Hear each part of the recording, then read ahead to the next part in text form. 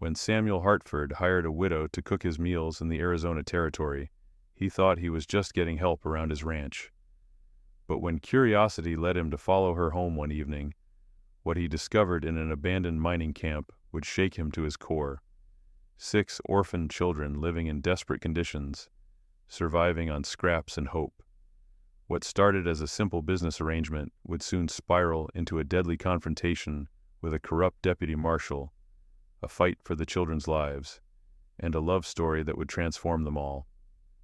This is the story of how one man's decision to follow a mysterious woman home changed everything he thought he knew about family, justice, and what it means to protect the innocent in the unforgiving American West.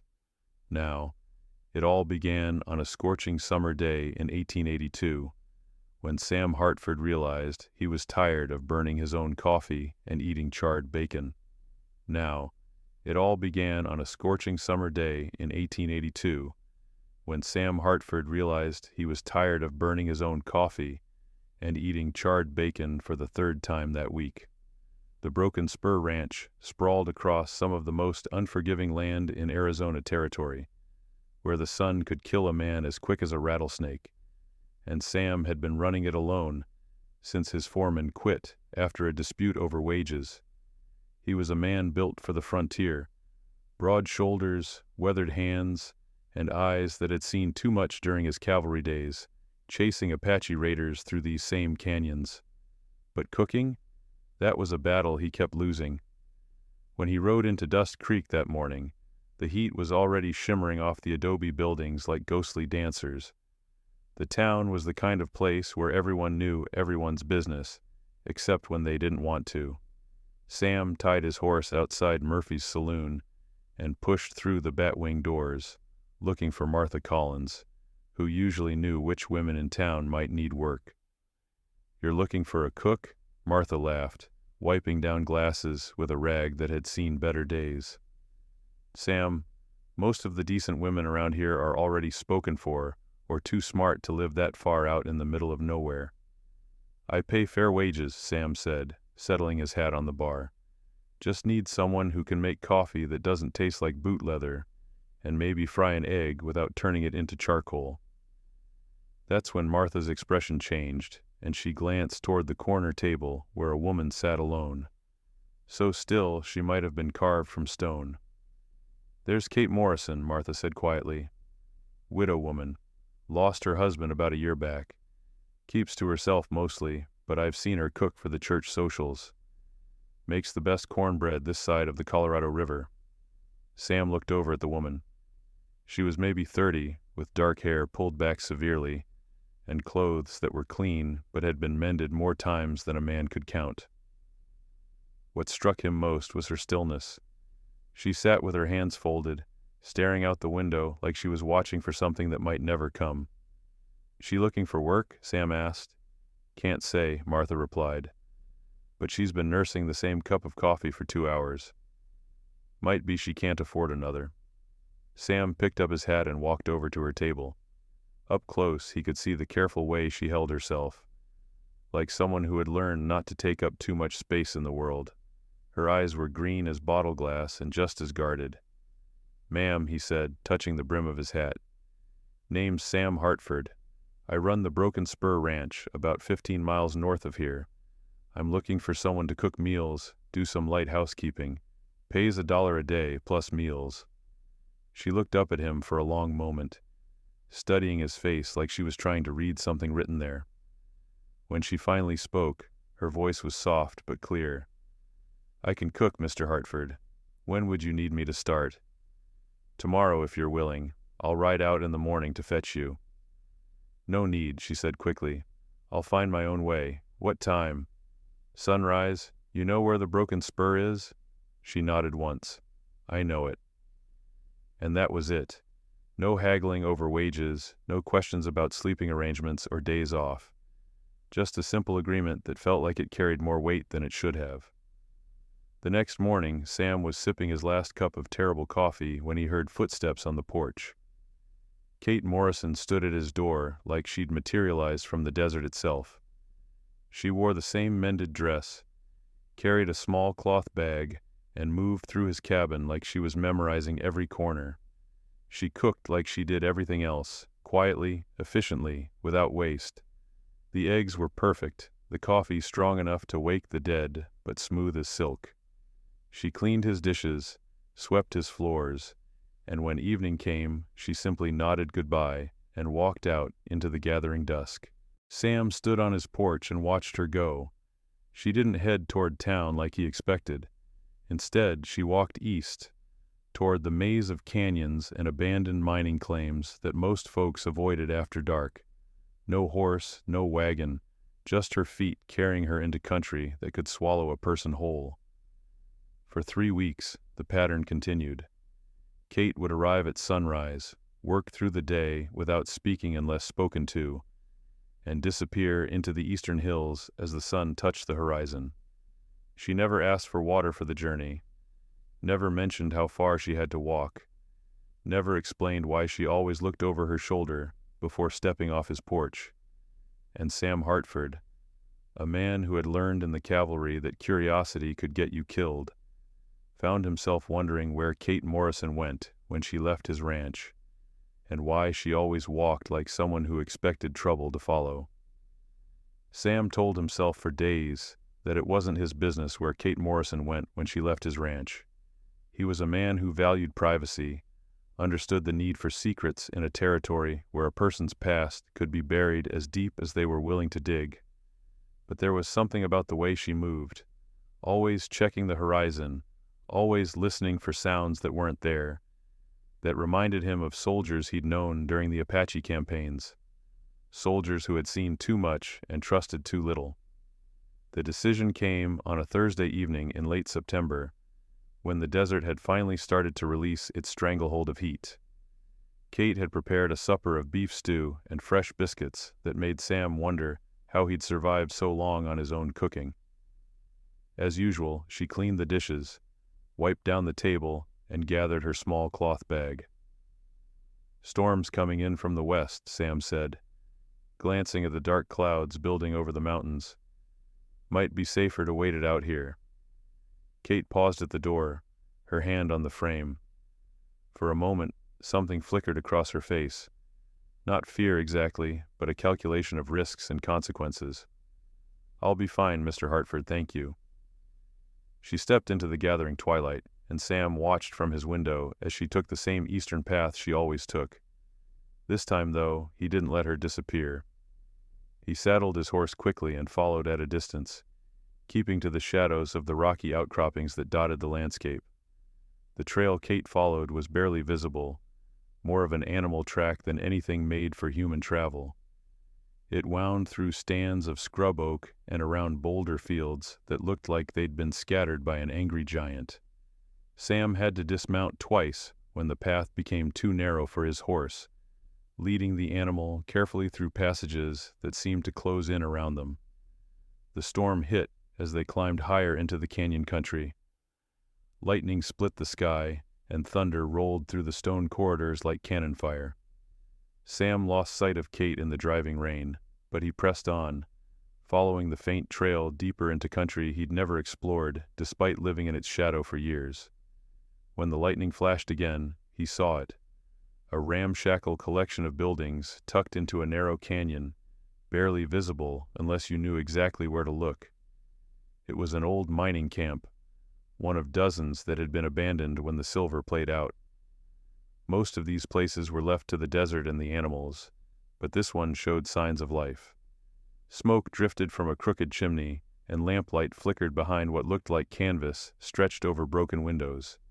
Sam tied his horse to a stunted pine and crept closer on foot. What he saw through a gap in the canvas made him stop breathing. Children. 6 of them, ranging from what looked like a toddler to a girl who might have been 12. They were huddled around a makeshift table in what had once been the mining camp's mess hall, eating from tin plates by the light of a single oil lamp. Their clothes were patched and repatched, their faces thin but clean. The older girl was helping the smallest one eat, while 2 boys who looked like brothers sat close together, their eyes never leaving the door. Kate stood at a pot-bellied stove that had seen better days, ladling what looked like beans and rice onto the children's plates. She moved among them with the easy familiarity of a mother, touching a shoulder here, smoothing hair there, checking that everyone had enough to eat. Sam watched, transfixed, as Kate knelt beside the smallest child, a little girl with golden curls who couldn't have been more than 2 years old. The child wrapped her arms around Kate's neck, and Kate held her close, whispering something that made the little one giggle softly.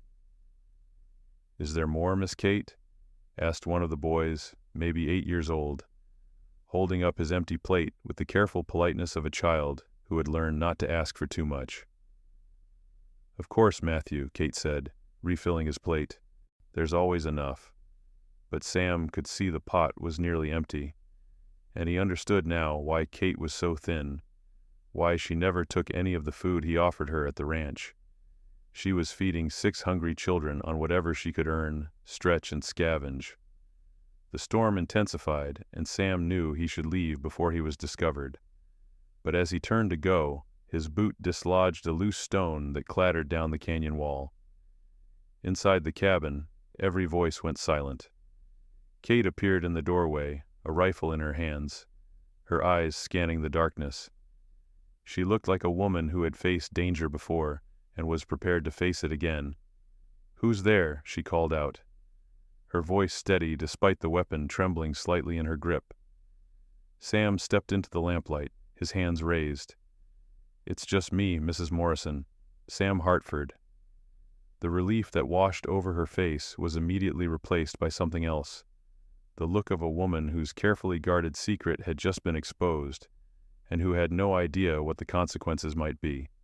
The silence stretched between them like a drawn bowstring, heavy with unspoken questions and the weight of discovery. Kate kept the rifle trained on Sam, but her hands were shaking now, not from fear, but from the exhaustion of carrying a secret too big for one person to bear. "You followed me," she said, "and it wasn't a question." "Yes, ma'am, I did." Sam kept his hands visible, his voice calm. "Storm looked bad. Was worried about you walking home in it." Behind Kate, the children had gone completely still. Sam could see their faces in the lamplight, wide eyes, tense shoulders, the kind of alertness that spoke of too many nights when unexpected visitors meant trouble. "Please," Kate said quietly, "just go. Forget what you saw here." "Can't do that, Mrs. Morrison." Sam took a careful step closer. "Not when I see children who need help." "We don't need your help," said the oldest girl, stepping into the doorway beside Kate. She had the same green eyes as Kate, but a defiance that burned brighter. "We take care of ourselves just fine." "I can see that, miss," Sam said gently, "but that doesn't mean you have to." Kate lowered the rifle slowly, defeat creeping into her posture. "Mr. Hartford, these children, I'm not their mother." "Didn't figure you were," Sam said, "but you're taking care of them all the same." The rain was coming down harder now, drumming against the canvas windows and finding its way through gaps in the roof. Sam watched a steady drip fall into a tin bucket placed strategically in the corner. "Might I come in out of this weather?" he asked. "We can talk proper-like." Kate hesitated, then stepped aside. The interior of the old mess hall was smaller than it had looked from outside, crowded with makeshift beds and salvaged furniture. But it was clean, organized, and somehow felt more like a home than many proper houses Sam had seen. The children watched him with the wariness of young animals, but he could see curiosity starting to overcome their caution. The youngest, the little girl with golden curls, peeked out from behind the oldest boy's legs. "These are my children," Kate said, her voice gaining strength. "Not by blood, but by choice. Rebecca, Daniel, Matthew, Sarah, Tommy, and little Grace." She pointed to each child in turn. "I found them, or they found me. Orphans mostly. Some lost their families to sickness, others to violence. They had nowhere else to go." Sam removed his hat, water dripping from the brim. "How long have you been caring for them?" "Grace came to me first, about a year ago," Kate said. settling into a chair that had been mended with rope and determination. Her parents died of fever, then the others one by one. Word gets around among people who have nothing. There's a woman in the old mining camp who won't turn away a hungry child. That's a lot of mouths to feed on $1 a day, Sam observed. Rebecca, the oldest girl, stepped forward. Miss Kate works other jobs too. Washing clothes for folks in town, mending, sometimes helping at the church socials. We all do what we can. Sam looked around the cabin and began to understand the careful economy of survival he was witnessing. Clothes hung on lines strung between the rafters, some being dried, others being mended. A small garden plot visible through the back window showed neat rows of vegetables, fighting to grow in the harsh soil. "The work at your ranch," Kate said quietly. "It's been a blessing. Regular pay, regular meals. It's meant the children could eat something besides beans and wild greens." "You've been giving them the food I offered you," Sam realized. Kate nodded. "I told them it was from the church charity." Little Tommy, the 4-year-old, tugged on Kate's skirt. "Miss Kate, I'm still hungry," he whispered. Sam saw Kate's face crumple slightly before she composed herself. "I know, sweetheart. There'll be more tomorrow." "No," Sam said, standing up. "There'll be more tonight." He looked at Kate. "I've got supplies back at the ranch, enough to feed an army, and that storm's not letting up anytime soon." "Mr. Hartford, we can't accept—" "It's not charity," Sam said firmly. "It's an investment. You've been cooking for one man. How'd you feel about cooking for 8? The children exchanged glances, hope and skepticism warring on their young faces. "What do you mean?" Rebecca asked. Sam looked around the cabin again, taking in the leaking roof, the patched walls, the brave attempts to make a home out of ruins. "I mean, you all come stay at the ranch. There's plenty of room, and these little ones shouldn't be living in a place that could collapse in the next big storm." "We can't," Kate began. "You can," Sam said. "Question is, will you?" Outside, thunder rolled through the canyon like God's own judgment, and Sam Hartford waited for Kate Morrison to decide whether to trust him with the lives she'd fought so hard to protect.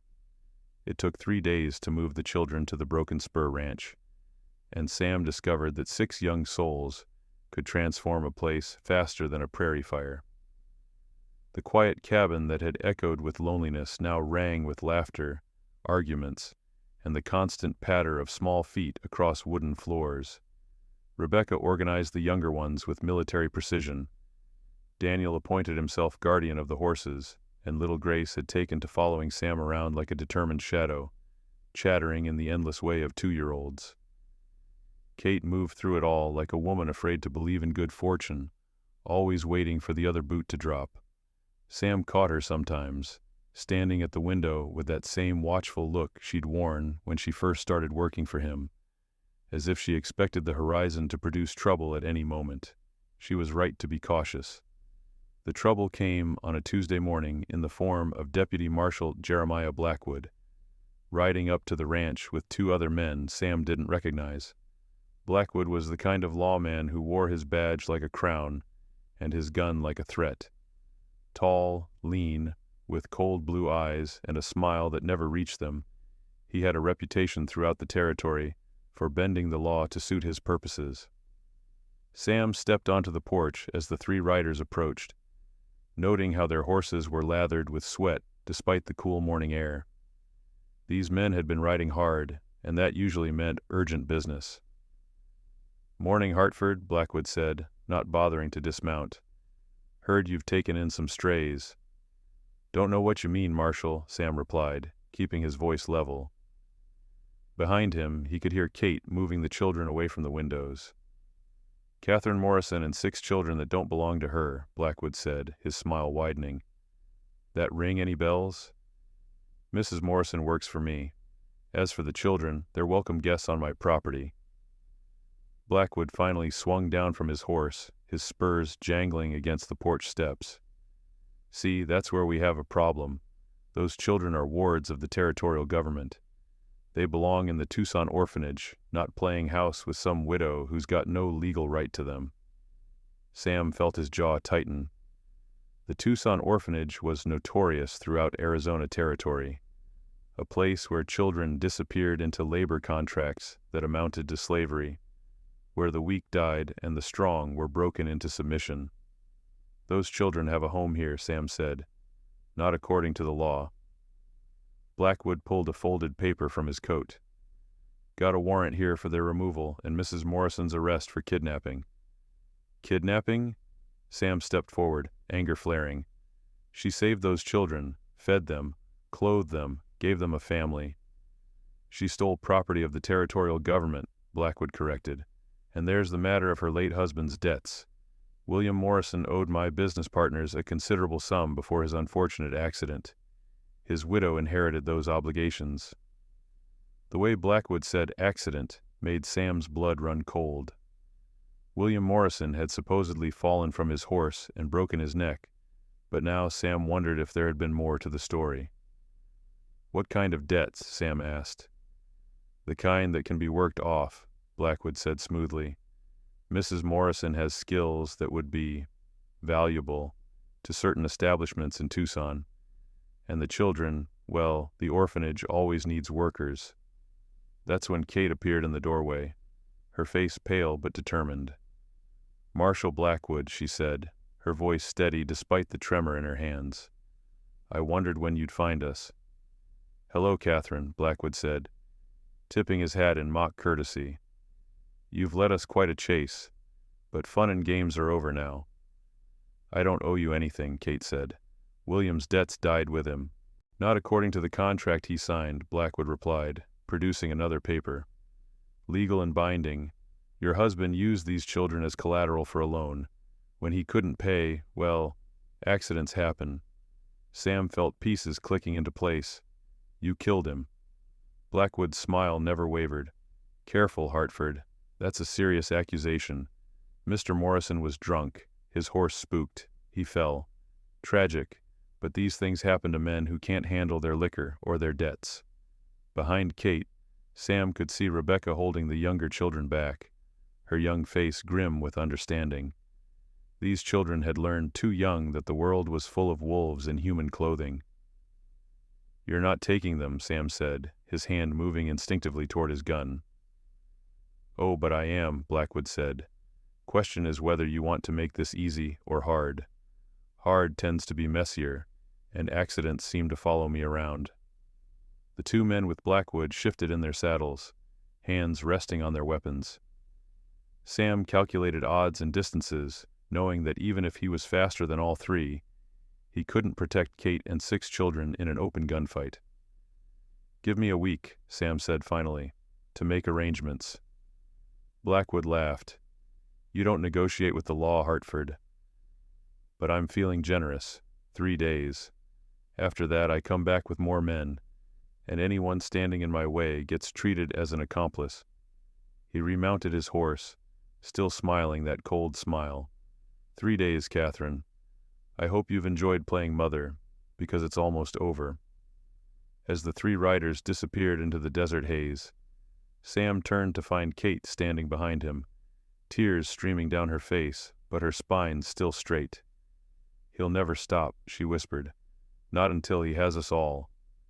Sam looked at the woman who had sacrificed everything to save 6 children and made a decision that would change all their lives forever.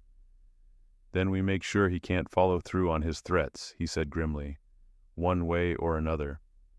Sam spent the first of their 3 days turning the Broken Spur Ranch into a fortress. He boarded up windows, positioned water barrels strategically around the house, and moved ammunition to every room. But he knew that fortifications alone wouldn't save them from Blackwood's kind of law, the kind that came with badges and writs and the full weight of territorial authority behind it.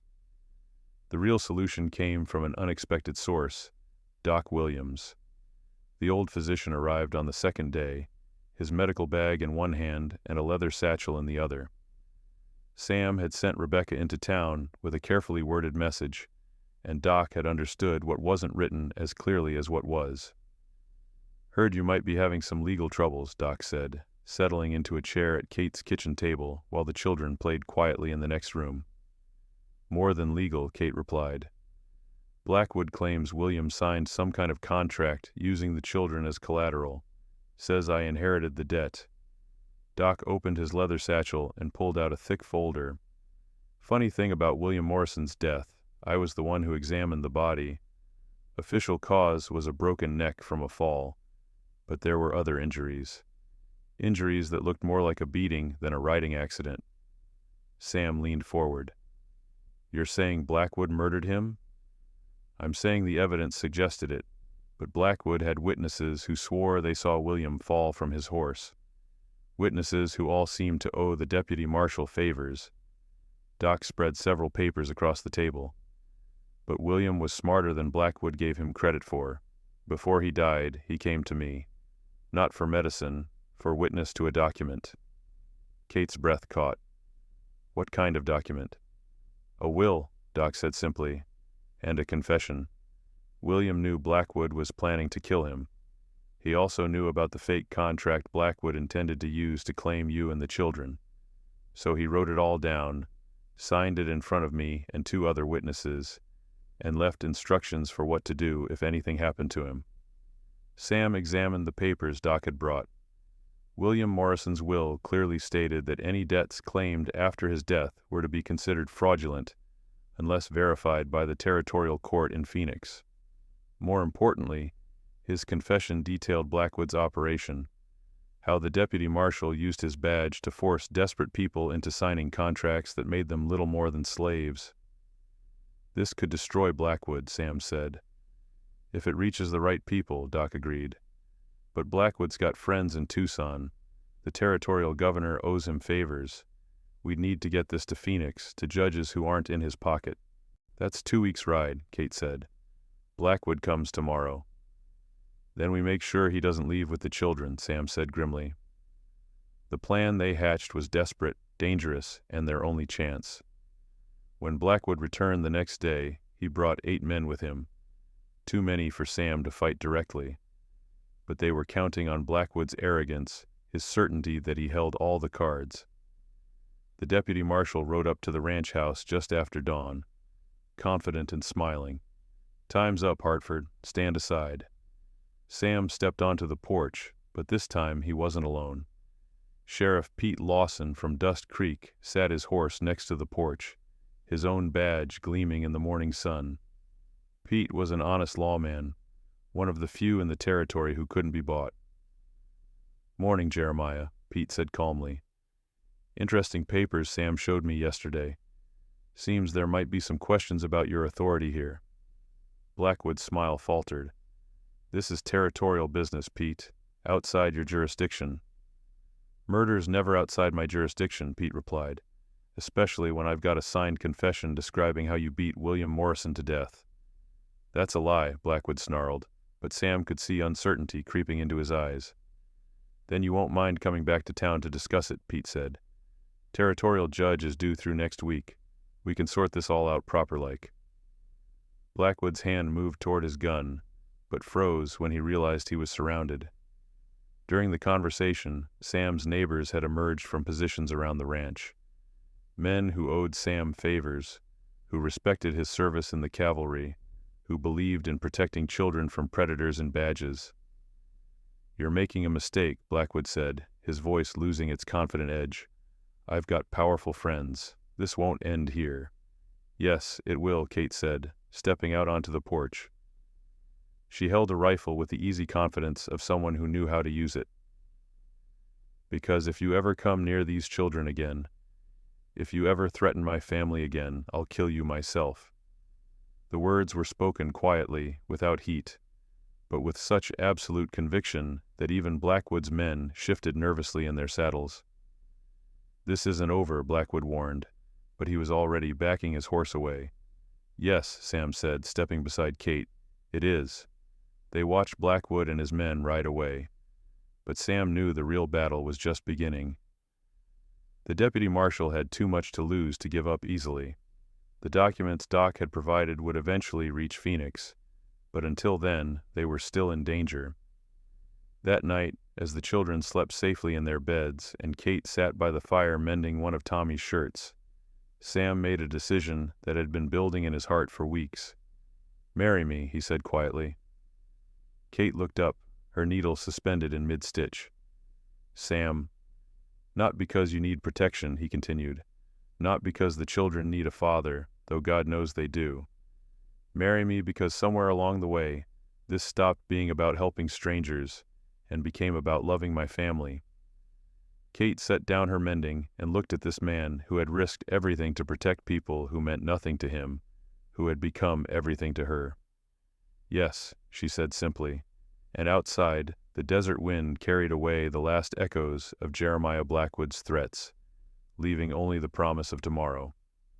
The wedding took place on a crisp October morning in the little church at Dust Creek, with Doc Williams standing as witness and Sheriff Lawson ensuring that any of Blackwood's remaining associates kept their distance.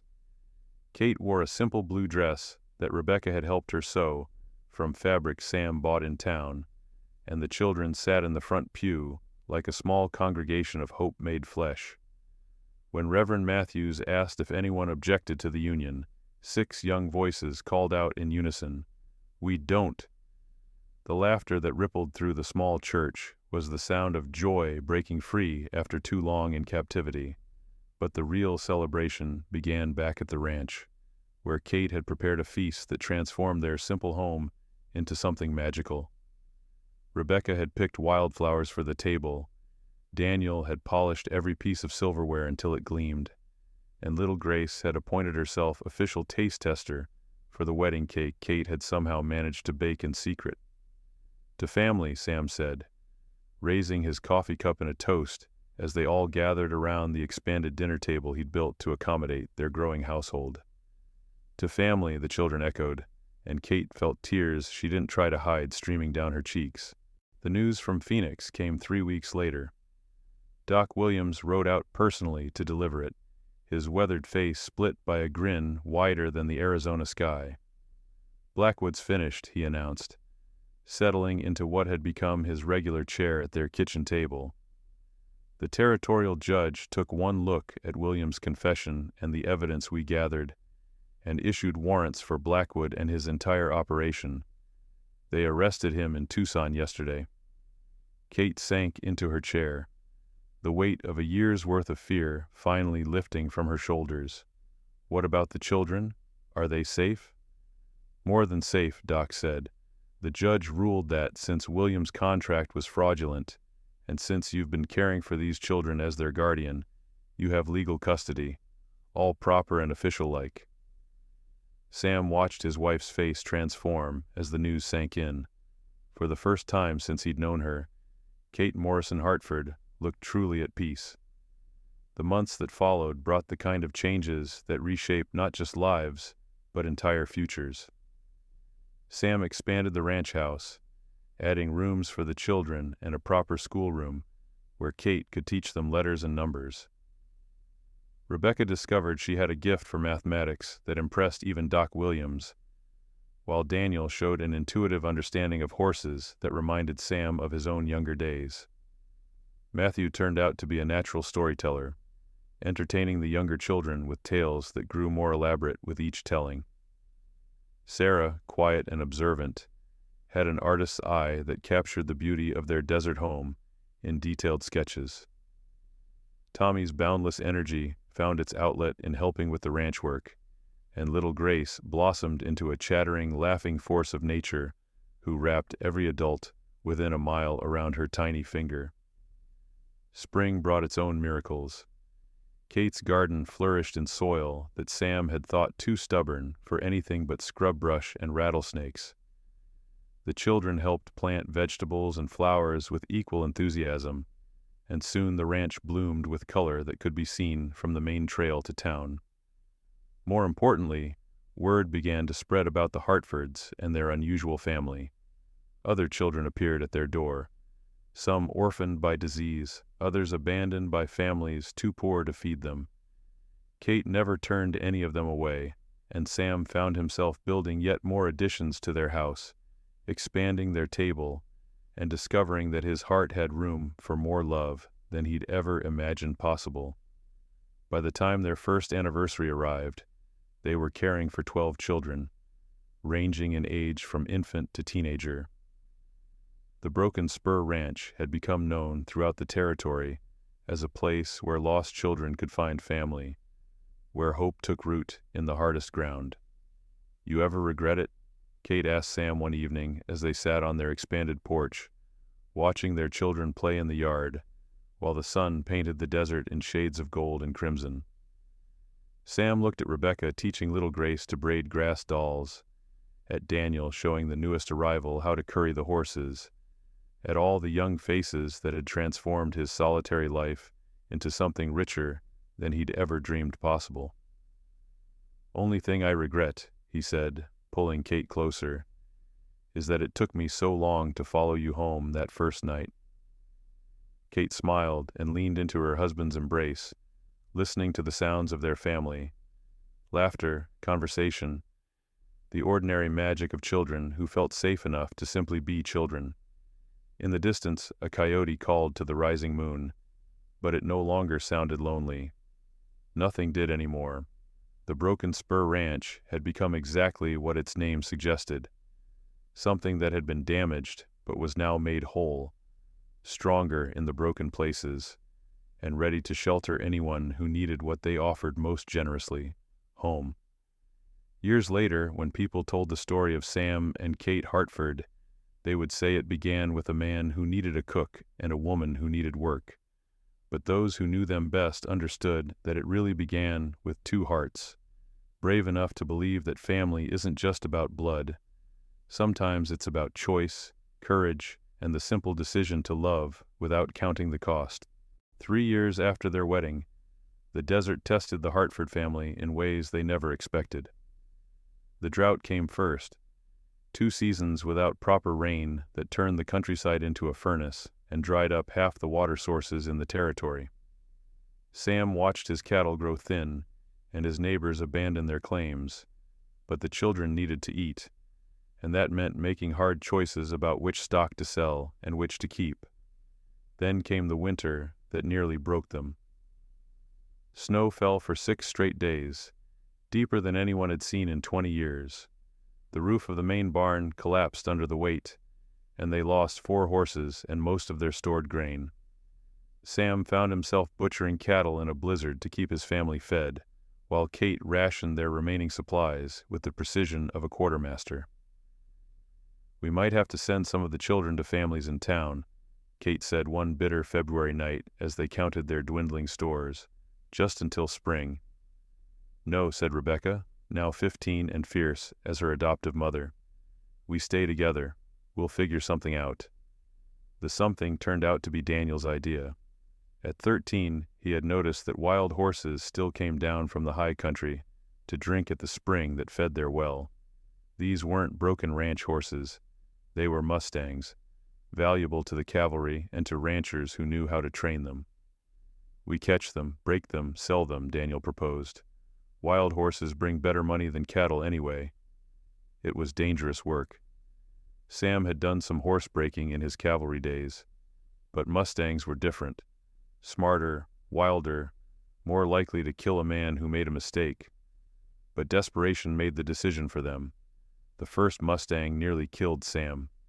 The stallion threw him so hard he couldn't walk right for a week. But Daniel had a gift for reading horses, and Matthew surprised everyone by proving fearless in the saddle. Even some of the younger children helped, learning to mend tack and prepare feed. By spring, they had broken and sold enough horses to buy seed, repair the barn, and stock up for another winter. More importantly, they had discovered that the Hartford children were tougher than anyone had given them credit for. But the real test came in the form of Jake Morrison, Kate's brother-in-law and the last person she ever wanted to see again. He arrived on a hot June day with 3 men and a legal document, claiming that as William Morrison's brother, he had rights to Kate's property and custody of any children she was caring for illegally. "William told me about the brats you were collecting," Jake said, spitting tobacco juice into Kate's flower garden. "Said you'd lost your mind, taking in every stray that wandered by. Time to put a stop to this foolishness." Unlike Blackwood, Jake Morrison wasn't interested in debt collection or corruption. He was a simple man who believed children were property and women were meant to obey their menfolk. He also had something Blackwood never possessed, a legitimate blood claim to William's estate. "The children aren't property," Kate said, standing on her porch with the rifle in her hands. "And I'm not William's wife anymore. I'm Sam's." "Marriage don't change blood," Jake replied. "And these children got no legal guardian. They belong in proper homes with proper families." Sam stepped beside Kate, but he could see the uncertainty in her eyes. Jake's claim might not hold up in a territorial court, but it would take months to resolve, and in the meantime, the children could be taken away. That night, as they discussed their options around the kitchen table, it was Grace who spoke up. At 7 years old, she had the clarity that sometimes comes to children who have seen too much of the world's harshness. "Uncle Jake can't take us if we're not here," she said simply. Kate looked at her youngest daughter in alarm. "Grace, honey, we're not running again." "Not running," Grace said. "Hiding, like when we play hide and seek, but for real." The idea was audacious, dangerous, and completely insane. It was also their only choice. For 2 weeks, while Jake Morrison camped outside their property line waiting for the territorial marshal to arrive with enforcement papers, the Hartford family simply vanished. They moved the children in small groups to caves in the high country that Daniel had discovered during his Mustang hunts. Sam and Kate maintained the appearance of normal ranch life, but every night after dark, they would slip away to bring food and supplies to their hidden family. It was Rebecca who suggested the final stroke of genius. What if Uncle Jake found the ranch empty when the marshal comes? What if he thought we'd already left the territory? They staged their own abandonment, left notes suggesting they'd gone to California, scattered belongings to suggest a hasty departure, even drove some cattle toward the western trails to leave obvious tracks. When Jake and the territorial marshal finally searched the ranch, they found exactly what they expected: an empty house and clear evidence that the Hartford family had fled west rather than face legal proceedings. What they didn't find were the children hidden in caves 2 miles away, or Sam and Kate watching from a ridge as the frustrated searchers finally gave up and rode back toward town. "Think they'll be back?" Kate asked as they watched the dust of Jake's departure settle in the distance.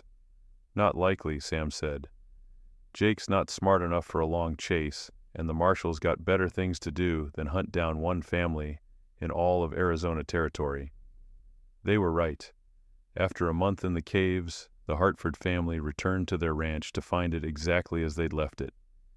Jake Morrison was gone, presumably back to whatever hole he'd crawled out of, and the territorial marshal had moved on to more pressing concerns. The experience had changed them all. The children had learned they could survive anything as long as they stayed together. Kate had discovered that she would go to any lengths to protect her family. And Sam had realized that the Broken Spur Ranch wasn't just their home. It was their fortress, and they would defend it against anyone who threatened the life they'd built. That fall, as they gathered around their table for Grace's 8th birthday, Sam looked at the faces of his family and saw something that hadn't been there before. Not just love or loyalty, but the kind of unbreakable bond that comes from facing the worst together and coming out stronger. They were no longer just a collection of orphans and strays who had found each other. They were the Hartford family, tested by drought and winter and the cruelty of men, and proven strong enough to survive whatever the frontier could throw at them. 10 years after Sam Hartford first hired a widow to cook his meals, he stood in the same spot where he'd watched Kate disappear into the desert that first evening, but now he wasn't alone. Daniel, 23 and broader through the shoulders than his adoptive father, was breaking a young Mustang in the corral, while Rebecca, 22 and 8 months pregnant with her first child, called out encouragement from the fence rail. The Broken Spur Ranch had grown, but not in the way outsiders might expect. They still took in children who had nowhere else to go, currently housing 11 souls ranging from toddlers to teenagers. But it had become something simpler and truer than the grand institution people sometimes imagined. It was a working ranch, where lost children learned to become capable adults, where family meant whoever shared your table and your troubles. Matthew, now 18, had just returned from a cattle drive to Tucson with news that made Kate smile and worry in equal measure. "There's a family broke down about 30 miles south," he reported over supper. "Wagon busted, father sick with fever, 3 little ones and nowhere to go. Thought you'd want to know." Kate looked at Sam across the table, the same look she'd given him 100 times over the years when another stray wandered into their lives. Sam nodded without hesitation. "Take the wagon tomorrow," he said. "Bring them home." This was how it worked now. No grand gestures or territorial legislation, just the simple understanding that their door was always open to those who needed it.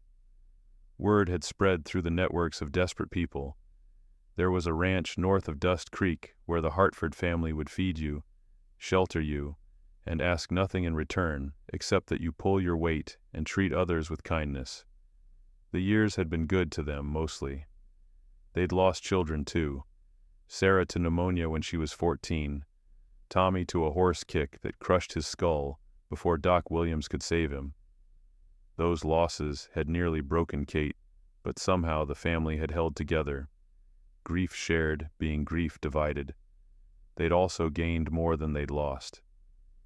Rebecca had married a good man from town, a blacksmith named James, who understood that marrying into the Hartford family meant accepting its unconventional nature.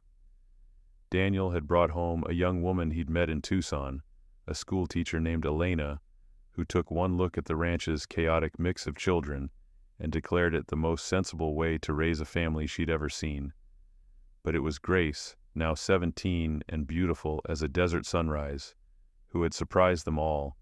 She'd announced at 16 that she intended to become a doctor, and despite Sam's protests about the dangers of a woman traveling alone, she'd written letters to medical colleges until one in San Francisco agreed to consider her application.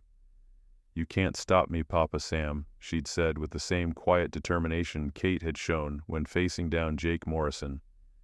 "This family taught me that helping people is what matters most. I just want to help them in a different way." Kate had supported Grace's dream, even as it meant losing another daughter to the wider world. "Let her go," she'd told Sam. "We raised her to be strong enough to make her own choices." Now, as they sat on the porch in the gathering dusk of another desert evening, Sam reflected on the strange mathematics of love. They'd started with 6 frightened children and had somehow managed to raise, shelter, and launch dozens of young people into lives of their own. Some stayed close, like Daniel and Rebecca. Others, like Matthew and Grace, ventured far but always returned for holidays and celebrations, bringing their own families to add to the mix. "Any regrets?" Kate asked, their traditional evening question. Sam looked out over the ranch, where children's voices carried on the wind, where horses grazed in pastures he'd built with his own hands, where the woman beside him had transformed from a desperate stranger into the anchor of his entire world. "Just one," he said, taking her hand. "I regret I waited so long to follow you home that first night." Kate smiled, the same quiet smile that had captured his heart all those years ago. "You followed when you were ready. That's what mattered."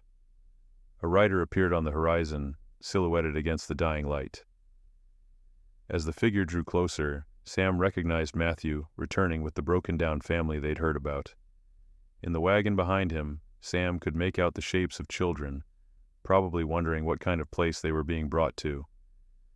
"Looks like 3 more for supper," Kate said, rising from her chair with the practiced ease of a woman who had fed unexpected guests more times than she could count. "Make it 4, Sam said, squinting at the approaching wagon. "That looks like a baby in the woman's arms." Kate paused at the door, looking back at her husband with eyes that still held the wonder of a woman who had never quite gotten used to having enough to share. "Good thing I made extra cornbread," she said. As the wagon pulled into their yard and Matthew began helping the travel-weary family down from their seats, Sam watched the newest chapter of their story begin to unfold. The man was clearly ill, the woman exhausted and frightened. the children dirty and wide-eyed with uncertainty. But within an hour, they would be seated at Kate's table, fed and warm and safe. The children would be playing with the Hartford youngsters, the barriers between stranger and family dissolving as quickly as they always did. And tomorrow, when the immediate crisis had passed, Sam and Kate would begin the gentle process of helping these newest arrivals understand that they had found more than shelter. They had found home. 20 years, Sam murmured to himself as he headed inside to help Kate set extra places at the table. 20 years since he'd followed a mysterious woman into the desert and discovered that the greatest adventures weren't about conquering new territory. They were about opening your heart wide enough to hold all the love the world wanted to pour into it. Behind him, the desert wind whispered through the cottonwoods they'd planted around the ranch buildings, carrying the scent of sage and the sound of children's laughter. And somewhere in that wind was the echo of every choice that had brought them to this moment, every act of courage, every gesture of kindness, every decision to say yes when the world expected them to say no. The Broken Spur Ranch would continue long after Sam and Kate were gone, its legacy carried on by the children they'd raised, and the children those children would raise in turn. But tonight, as always, it was simply home, a place where lost souls could find family, where love multiplied instead of divided, and where the promise of tomorrow always felt bright enough to chase away the shadows of yesterday.